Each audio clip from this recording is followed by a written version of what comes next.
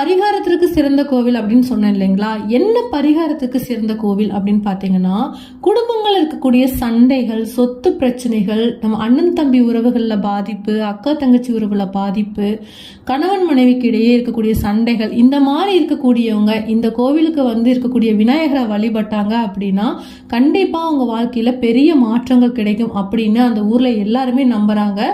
முக்கியமா இந்த கோவில்ல மூலவர் அப்படின்னு பாத்தீங்கன்னா சிவன் தான். அவருக்கு முக்தீஸ்வரர் அப்படின்னு ஒரு பெயர் இருக்கு.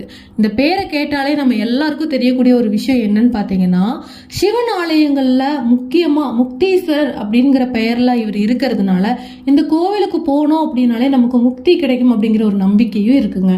குழந்தைகளுக்கு படிப்பு சம்பந்தப்பட்டதுல பிரச்சனை இருக்கு அப்படின்னா கண்டிப்பா இந்த கோவிலுக்கு போயிட்டு வாங்க, நல்ல ஞாபக சக்தி வரும் அப்படின்னு ஒரு நம்பிக்கை இருக்கு. இவ்வளோ சிறப்பான இந்த கோவில் விநாயகர் பெருமானுக்கு மட்டும் இல்லைங்க, சிவனுக்கும் கூட சிறப்பான கோவில் தான்.